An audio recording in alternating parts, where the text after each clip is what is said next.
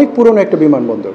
এটা আগে ছিল, ব্যবহার হয়নি, প্রয়োজনের নিরিখে সেটাকে আবার সচল করা হচ্ছে। প্রয়োজনের নিরিখেই অনেক পুরনো লালমনিরহাট বিমানবন্দরটি নতুন করে চালু করা হচ্ছে বলে জানিয়েছে সেনা সদর। দেশের স্বার্থেই এই বিমানবন্দরটি চালুর সিদ্ধান্ত হয়েছে বলে জানানো হয়েছে। তবে বিমানবন্দরটি চালু হলে পাল্টা ব্যবস্থা হিসেবে ভারত তাদের ত্রিপুরা রাজ্যের কৈলাসহরের ৩ দশক পুরনো বিমান ঘাঁটি চালু করবে। এক প্রতিবেদনে এ তথ্য জানিয়েছে ভারতীয়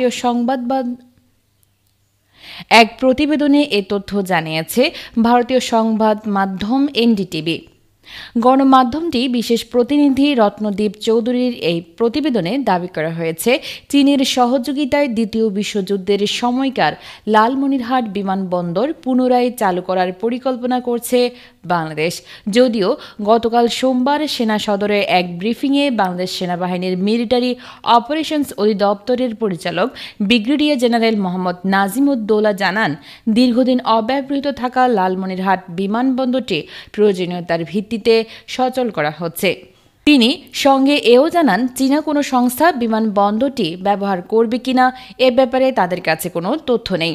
তবে ভারতীয় মিডিয়ায় বলা হচ্ছে, চীনের সহযোগিতায় এটি সচলের পরিকল্পনা করা হচ্ছে।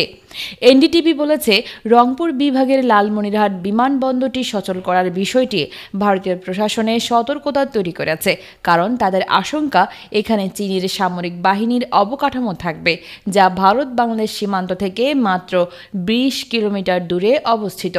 তারা আরও বেশি উদ্বিগ্ন, কারণ ভারতের কথিত চিকেন নেক লালমনিরহাট থেকে মাত্র ২০ কিলোমিটার দূরে। এই চিকেন নেক দিয়ে ভারতের মূল ভূখণ্ড থেকে দেশটির উত্তর পূর্বাঞ্চলীয় 7 সিস্টার্স রাজ্যে পণ্য আনা নেওয়ার কাজ করা হয়। প্রতিবেদনে বলা হয়েছে, যদি চীনের সহযোগিতায় বাংলাদেশ বিমানবন্দরটি পুনরায় সচল করে, তাহলে সেখানে চীন তাদের সামরিক সরঞ্জাম, যুদ্ধবিমান, রাডার ও নজরদারি সরঞ্জাম সহ বিভিন্ন কিছু রাখতে পারে বলে ভারত ধারণা করছে। আর চীনের এই সম্ভাব্য উপস্থিতির কারণে ভারত ত্রিপুরার ৩ দশক পুরনো ওই ঘাঁটি পুনরায় চালু করবে।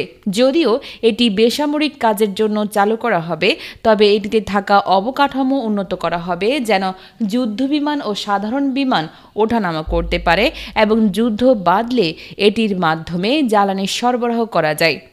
এনডিটিভির এই প্রতিবেদনে আরও বলা হয়েছে, সাবেক স্বৈরাচার প্রধানমন্ত্রী শেখ হাসিনা ছিলেন ভারতের একজন মূল্যবান মিত্র, যিনি ভারতের উত্তর পূর্বাঞ্চলে চীনের ঘেঁষার ক্ষেত্রে বাধা হয়েছিলেন। কিন্তু ছাত্র আন্দোলনে তার পতনের পর ডক্টর মোহাম্মদ ইউনূসের নেতৃত্বে অন্তর্বর্তী সরকার গঠিত হয়, যেটি ভারতের প্রতি কম বন্ধুত্বপূর্ণ। এছাড়া ডক্টর ইউনূস চীন ও পাকিস্তানের সঙ্গে সম্পর্ক উন্নয়নের পক্ষে, সেটিও প্রতিবেদনে উল্লেখ করা হয়েছে।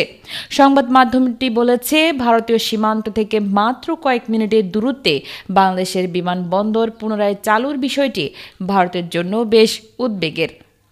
লালমনিরহাটে বিমানবন্দর পুনরায় চালু হওয়ার আলোচনা চলার মধ্যেই গত ২৬ মে কৈলাসহর বিমান ঘাঁটিতে একটি ভারতীয় প্রতিনিধি দল গিয়েছিল বলে জানিয়েছে এনডিটিভি।